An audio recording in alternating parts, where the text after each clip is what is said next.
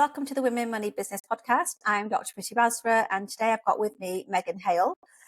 Megan, am I right in thinking that you're a psychotherapist turned financier? Yeah, I'm definitely a psychotherapist turned business Yeah, strategist yeah, and financier. I've never had that yes. word, but I'm here to own it and claim it. Why not? Why not? So, would you mind talking me through how you've gone from what your journey like to becoming a psychotherapist, and what happened there to then make you pivot to money?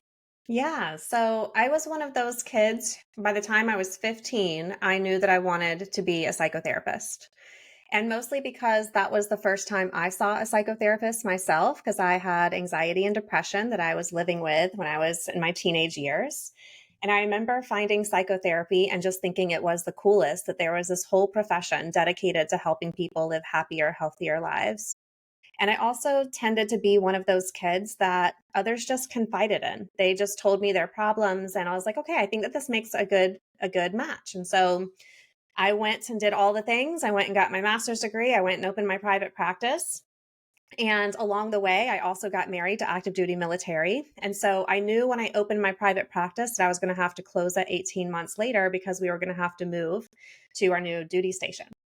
And so I still wanted to make good on that dream. So I opened the practice anyway. And I learned a lot those 18 months. I learned how much work it took to build a clientele and to run a business and all of those things. And I absolutely loved being a business owner. But I also knew it was not going to be sustainable to open a private practice every 3 years, moving around with the military. So I started getting curious around that time of how, my background, training, and education could translate into a different field. And that's when I found the world of online coaching. So I made the shift in 2015, 10 years ago now, from therapy to life coaching, and then had a very meaningful shift in my business about 3 years in, and made the shift from life coaching to business coaching. And I've been in that space ever since. I think I really realized that I knew people, but I didn't know money. And in order to have a successful business, I had to figure out the money stuff. And so I created what's now known as the DreamMoney framework that really helps me double my revenue working half the time and just really start to really understand the ins and outs of sustainable business design. And so I started teaching people that framework in 2018. And now we are building a software company that we hope to scale to 100 million in 5 short years. Amazing. Yeah. What an amazing journey that you've been on. I think what resonates with me in terms of the healthcare side of things, I'm also a healthcare practitioner. And I think sometimes when you go into a business in healthcare, you don't realize how important the business bit is. Yes. Oh Yeah. my gosh. Yeah, Yes. I did not realize. I don't know how I didn't connect the dots either. I know. And like, because I've been there, like, I'm an optician and then I bought my own practice, and boy was that an interesting ride. And realizing that, you know what, just being a healthcare professional doesn't mean you can then run a business as well, because they don't teach us that at Exactly. university and things. And then how did you find then, in terms of, you invested all that time and energy into your studies to become a psychotherapist? Were you quite happy to do that pivot? Because obviously, was it balancing sort of your married life versus sort of your professional life? How did you find that? Yeah. I mean, I think at the time, all of my colleagues thought I had lost my mind Mm, because I fair had enough. obviously, gone and invested a lot of time and money and energy into becoming a psychotherapist. And I was a good therapist. I mean, I really loved the work and my clients got really great results. But I also was finding like other like people in the therapy profession, like Brene Brown, who were just having such a bigger impact beyond the couch. And there was a piece of my soul that I feel like was calling me to something more as well. So I think it was like three different things. It was feeling called to something more, this not feeling sustainable because I knew it wasn't moving around so often. And then finding this whole new world that opened up so many more possibilities. And I knew that this was the right step that I had to take for me. And then in terms of how, because you said that obviously you knew that you were going to be moving on, but you still went ahead and opened your practice. How did you then equip yourself with those business skills? So I was lucky because as a psychotherapist, you have to do supervision. You have to work under a supervisor for about 18 months to 2 years in order to be fully licensed. And my supervisor had a private practice. And so Ah, I had the great fortune of learning a lot of the ins and outs of running a small private practice through her. So I had a good foundation going in. And my private practice days were actually really lucky because it built very quickly and easily. I didn't have to do a whole lot of marketing. And that was great. And then when I went into the online space, it was a whole different world. And I was like, oh my gosh, this is going to require a whole other slew of marketing skills that I have to learn, tech tools that I have to learn. It was a very overwhelming transition, to say the least, the first few years, I would say. But I'm so glad I stuck with it. And in terms of what you've just mentioned there, sort of having that supervisor, I mean, that's to me, it's almost like a mentor. Yes. And I think for what I found sort of speaking to other entrepreneurs and things, sometimes when you're early on in your journey, you almost feel like you can do it. You have to do it yourself to prove to somebody that you can do it yourself. And I think there's absolute merit in that, which is really nice to get that badge of honor to say, I did it myself. However, I think there needs to be a bit of a shift in how people think about the approach, like asking for that help and investing in a mentor, and that it's not Yes. an expense. If there's a coach or a mentor that has done what you want to do and can get Yes. you there quicker, Yes. why would you not take that? And I think for me, looking back on my journey 10 years ago, if I was me back then, and I could sell my services to me back then, I Yeah. would pay whatever they're asking for, because I know that that knowledge, yes, you get from experience, but then if you can lean on someone else's experience like yourself, and to then accelerate that growth, then Yes. you're sort of I mean, you were quite lucky because you had that unofficial mentor, where you were able to gain that skill set there. Hmm. I think sort of for people that are out there at the moment, like listening, I think it is sort of something worth considering if you haven't already thought about a I mentoring think coach. it's a non-negotiable. I really do. I Yeah, mean, if you think about it absolutely. from this perspective, like when you go to grad school or any sort of education, you're going to be finding the professors who can Yeah, teach you their wisdom. yeah, It's very much the same when you go into business, except instead of looking for professors that somebody else has accredited, you're having to trust your own judgment of finding the right fit person who can really guide you and mentor you and give you their knowledge to mhm, shorten your learning curve. There yeah. is no way, no way that I would be where I am today had I not invested in mentors who could really guide me and educate me to help me take that next step. And that's really empowering to hear. And I think sometimes people aren't transparent in the help that they receive, and I think then it looks on the face of it to the social media world like, wow, they were just like, they just know their stuff, or they were lucky. But I think there's so much to be said and spoken about what happens behind the scenes. And I think when people do embrace and celebrate the fact that, what, I have had mentors, I have had coaches, there's nothing to be embarrassed about. Like you've just said, you wouldn't be where you are now if it Yeah. wasn't their knowledge, experience, and skill set to sort of accelerate you almost. So Yes. in terms of sort of, I know that you said that you offer various programs and you look at various things. How did that come about? Why did you design those kind of models? What did what happened for you to go down those routes? Yeah. So in 2018, when I had that big business shift, I had been launching like shorter, like group programs. I had a lot of experience running group, like therapy groups. And so Yeah. that felt like a very comfortable model for me, not just serving people one on one, but also in a one to many format. Hmm. And so I was launching these shorter group programs and people were getting really great results, but my cash flow was like all over the place. It was up and it was down. It wasn't consistent, wasn't reliable. And I was getting ready to go into a really challenging year. I was getting ready to have my second baby, and I had a 1.5-year-old at the time. Yeah. My partner was getting ready to deploy for 6 months, just 3 weeks after we had our second one. Wow. So I knew that I was going to have a lot on my shoulders, but I was also about 3 years into my business at this point, and things were just starting to build. Like I could feel the momentum. And so I knew 2018 wasn't the year for me to take the foot off the gas, but I also knew if I was going to show up in my business, it was going to have to look very, very different, like very minimal, Mhm. right? Because Yeah. of Yeah. everything I was going to have on my Yeah. Yeah. shoulders. And at that point, I, had struggled to kind of get things to take off, struggled to get consistent cash flow. Looking at this next year, knowing I was going to have the least amount of time, the least amount of sleep, the least amount of resources, the least amount of support, all these things. And it's like, how can something more be possible for me? Because I really wanted to create consistent cash flow, so I didn't have to stress about money with all of the other things that I was Yeah. Yeah. holding. Yeah. Yeah. Yeah. And that's when I created one key offer that I sold out in just 4 weeks and just 3 days before I had my second baby, that secured a whole year of sustainable cash flow in my business for the first time ever. And it was then that I was like, this is life changing for me. And then after I got through 2018, because I was not going to add anything else onto my plate, I started wondering, could I help other people create a similar shift in their business? And that's when I really started helping them get clear on what could a stabilizing offer look like for you? How long is it? How many people are in it? What is like what's being offered inside? What are you pricing it? All of those things. And that really became the foundation for everything that Megan Hale Co delivers now. So Right. I run a signature program. It's called Funded, where I help people create a signature offer that funds one whole year of sustainable cash flow. Wow. And so that body of work has been around since, I mean, I started building it in 2018, just ideating on like how I could teach it, and then created my first program teaching it in 2019, and then evolved and refined the curriculum over and over again, have very high standards. Maybe I'm a little perfectionist about the things that I put out, That's but good. now it's in its perfect form.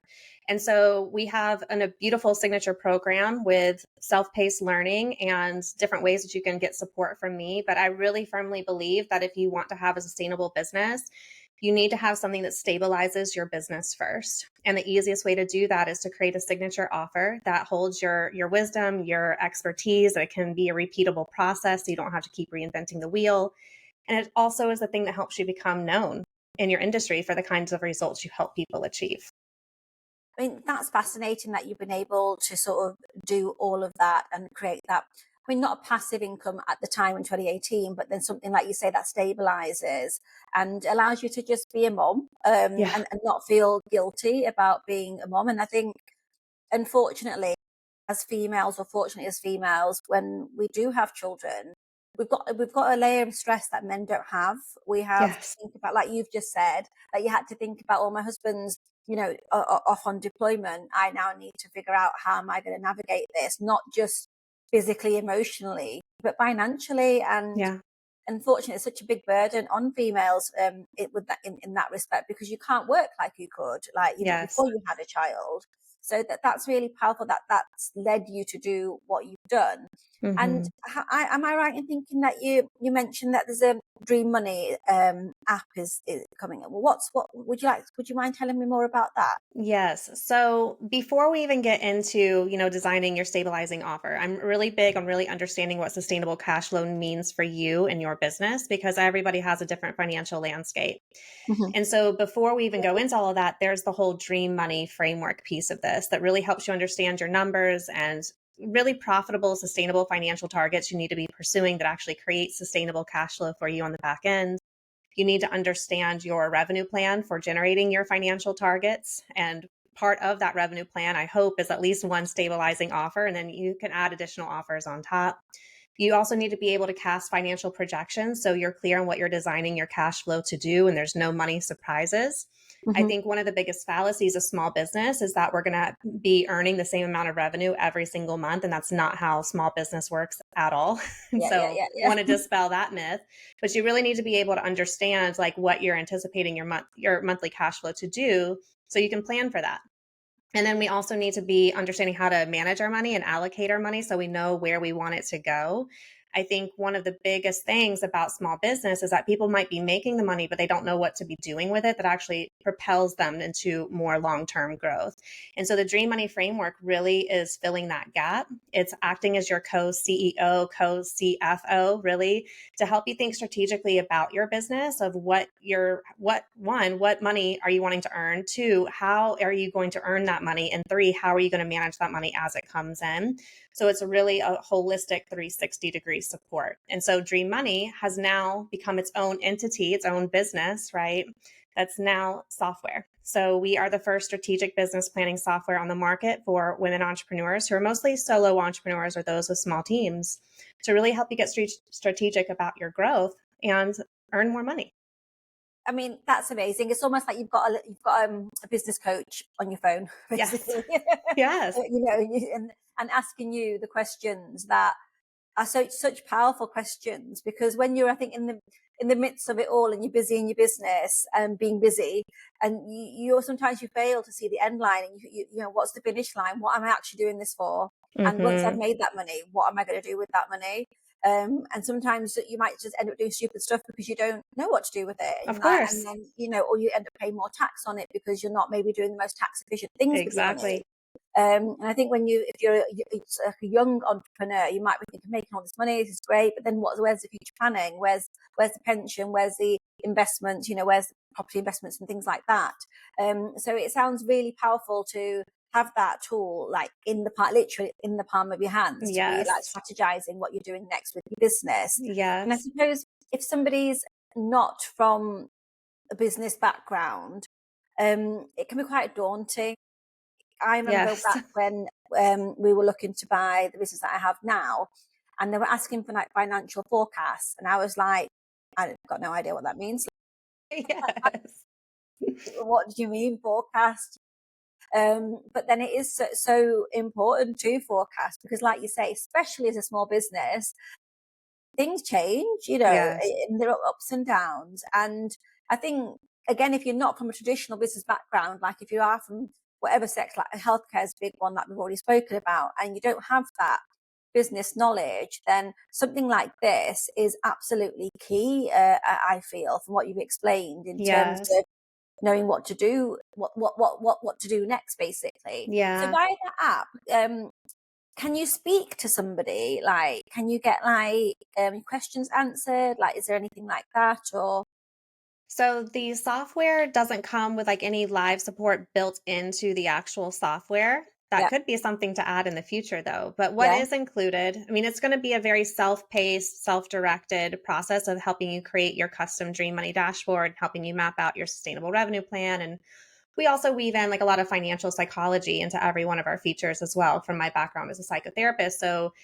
I think it's really common that you have these revenue goals, but not you can reach those revenue goals 9 million ways. Not all of them are going to be sustainable, yeah, right? And yeah, so our saying is yeah, not all money is dream money. So we're yeah, really yeah, yeah, helping you like think strategically, like how do you want to make this money?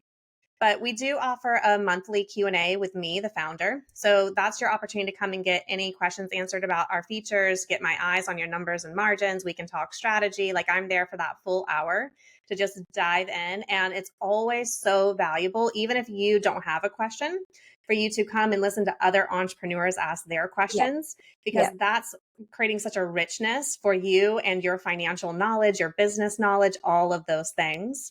So that's how we are adding that live support now. But one of my dream of dreams is for us to also start integrating AI that's trained on my model.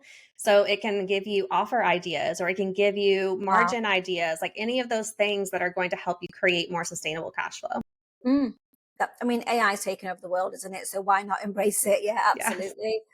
In terms of just going back to your background, because you touched upon your background as a psychotherapist there, have you found like a shift, or do you have to shift, or are you shifting within your app mindset around like growth mindset, fixed mindset, money mindset?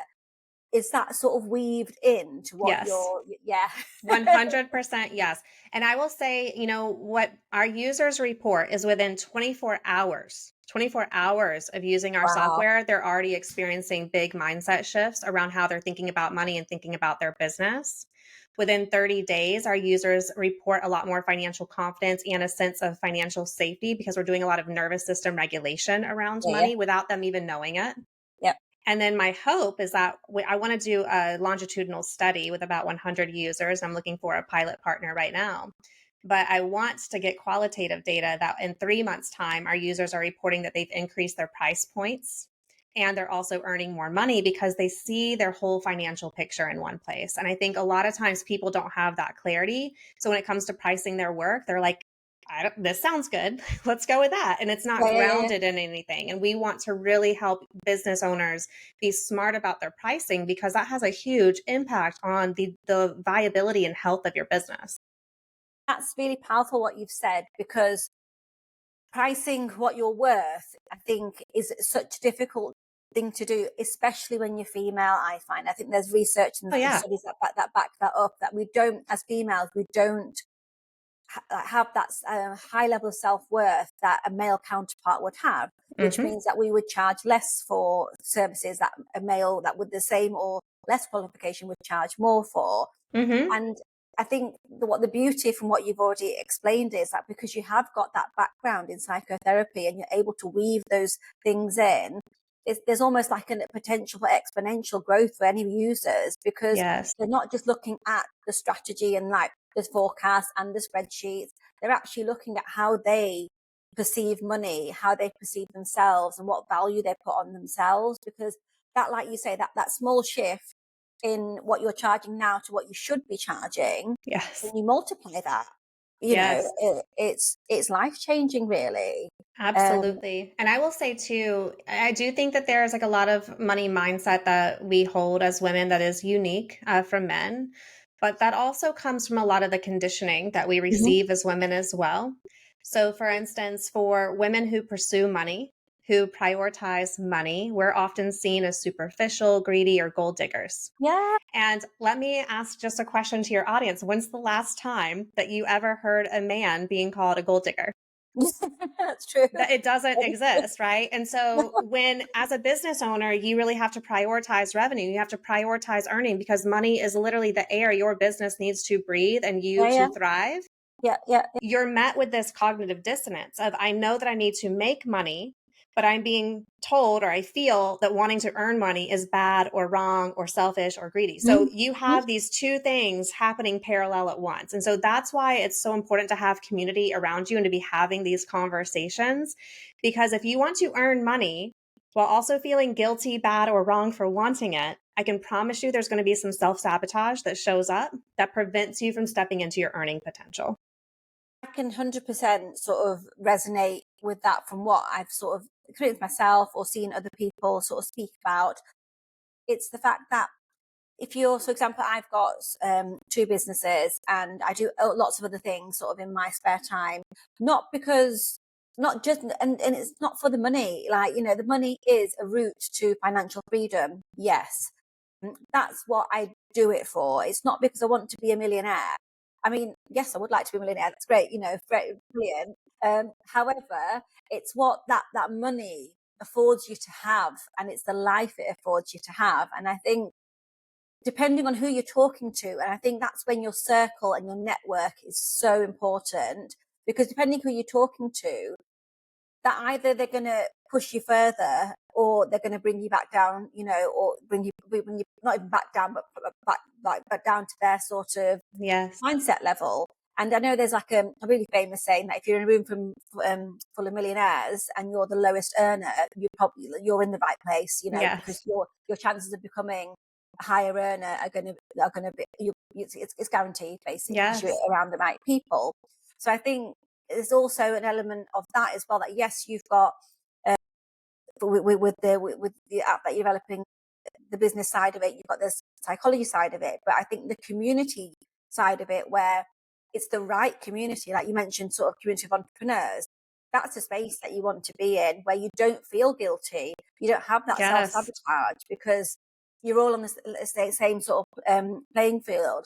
I was talking to a lady earlier for a podcast episode, and she was talking to me about all the things she does, and I was thinking, like, do you feel a little bit of guilt saying that? And I was thinking, like, don't feel guilty. And I said, like, absolutely love it, absolutely, why not? Yes. Whereas you have like mums or ladies or whatever thinking, well, she must not care about her children, or she might not, she doesn't Oh maybe have a yeah, good that's the relationship. other thing that we get as No, women too. yes, like, It's or like we can't pursue a career and no, also be like a awesome no, mom at the same no, time. no. And then you've got that voice as well going on. And I mean, I wrote a post recently on LinkedIn, I think it was last week, about alpha females. And I was just pondering it like the other week, as you do. And I was thinking, like, I've been called a matriarch, and sometimes I've been called an alpha, not much. But then both of those things really bother me, and I don't know why, because I'm just like, but they do, because I'm just thinking I'm not an alpha person. Like, people that know me know that I'm not a dominant person, or I'm not that kind of personality, but they assume because Mm-hmm. I have a business, or I have two businesses, and I do XYZ, that she must be like, her husband must be under a thumb, and her husband, like, she probably tells him what to do and all of this. Almost like Yes. societal norms that that what society thinks is normal. And it could just be that, you know what, like I'm absolutely fine listening to other people's views and opinions, and I can also have a business as well. You know, Oh, it yeah. doesn't. Let them Yeah, think whatever they want. I don't care. yeah, Go do your exactly. thing. Put all your assumptions on me. I'm just going to stay Yeah, focused on, my goals. And I on think the this. thing is too, like, the more success you create in business, the more people you're able to help. And Yes. so if you see me as pursuing this huge business that's making, multi millions of dollars, good, because that means that I'm pouring my heart and soul into something that can help millions and millions of Yeah. people. And that's exactly what Dream Money is for and about. And I think that I don't, I might be right or wrong in this, but I think when people see certain people being successful, especially females, the little green monster comes out in some people. So they try and Sure. sort of just, you Yeah. know, and Yeah. it's like, it can't be that you work really hard to create Dream Money. It's like, well, she was just lucky. She was just lucky, you know, like she I was right. think it's like I think that's where my therapist background is really, really helpful, right? Because it's like, oh, that's so interesting. Tell me more about how you're arriving there, right? Because it's so much more about like what they have going on than has anything to do with me. And then they don't like that. They don't like having to explain or defend, So like, yeah. It's so good how you've married both worlds together because, like I mentioned earlier, I think it's so crucial to have the mental side of it under control because I think it just does increase the trajectory of success so much more. Yes. How do you find balancing that as a mom? And how do you sort of educate your children? Do you educate children around this kind of thing? Like, how does that journey look like? Or what does Yeah, that I journey think look like? that's like my next layer, actually. I mean, I'm really mindful of how I talk about money with my kids and in front of my kids because I think that's where our money story starts, is hearing how money is talked about or fought about or not discussed. Like even just not discussing money teaches Yeah, kids a yeah, lot about yeah, money. yeah. And so I'm very aware of that. And my kids, I think, are now at this age where they're starting to understand like the math of money and really Right. understanding the value of money. And so that's the next layer for me to explore as a mom. But I think from a mindset perspective, for me, I think I'm really clear around like what my leadership role is with my kids. As just like have a leadership role in my business. And so like what do I want to guide them to believe or to do or show them that is possible? And I think entrepreneurship, whether they want to be entrepreneurs or not, I want them to know that maybe traditional learning, maybe Mm. that's hard for you. And maybe it's hard for you for a reason because you're meant to break the mold. You're meant to go and do something new. And, that's what your mom did. And so just giving them options, I think that's what entrepreneurship is. It's options, and money definitely is options. And I think it's interesting that you say that because obviously I think we're on Gen Z at the moment in terms of generations of people. And I think from the research, they are so much more entrepreneurial than previous generations have been. Yeah. And I think for people, I've heard people sort of go, oh, you know, they don't want to work, they don't want to do this. And when you look at the, sort of the research and the stats behind it, I think that's something so interesting in terms of a shift in society where people are embracing their creativity, but not Yes. just embracing it, they're monetizing it. Yes. I think that's really powerful. And I think if my children been raised in this generation now, where creativity isn't seen as like when I was younger. So if I mean, I never wanted to be an artist, but you know, for example, if I did, I know that my Yes. parents would be like, that is not a career. Like Yeah. you can't do that. Go into healthcare, that's a guaranteed job. People are always ill, you know. Like Yeah. that's it. Whereas now, like one of my children, I've got three boys, so two of my boys love cooking. And if I as a child said to my parents, I want to be a cook, like, you know, I want to be a chef, they'd be like, no, absolutely not. Whereas now when I see my children like really engaged in cooking, and me and my husband look at each other and say, do you know what? They could do really like make a really good career out of that, you know, because you've got social media and you can see the successes of people that have used that niche and Yes. just gone all in on it. And I think it's a really exciting time to it's a nervous time to bring up children, but I think the possibilities of the children of the sort of like this next generation are just exponential in terms of earning Yeah. potential and creativity that they're able to sort of monetize.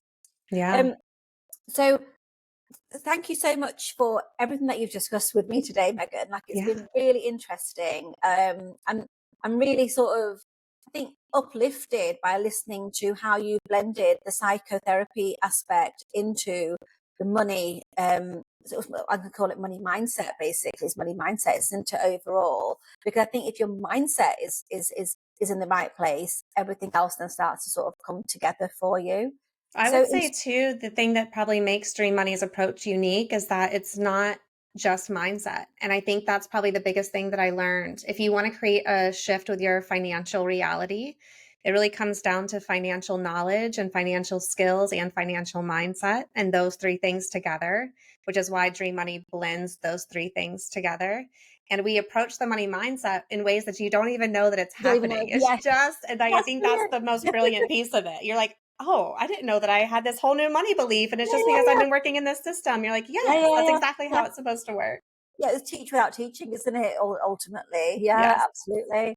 So, in terms of if people wanted to sort of get hold of you, I will obviously pop the links on the show notes, and obviously there's your website, and they can download the app available for download at the moment. Perfect. So I'll pop a Yes. link to the app as well. And do you? I don't know whether you mentioned it earlier, but do you do sort of one-to-one coaching as well? Do you offer that or? Very, very limited, mostly because Dream Money is taking a lot more Yeah, time, but I do yeah. still have a few more spots for one-on-one consulting. Amazing. So thank you so much for all of your time and your expertise and your knowledge today. I really enjoyed talking to you, and I'll see Likewise. you. Thank you. And I'll see you guys on the next one.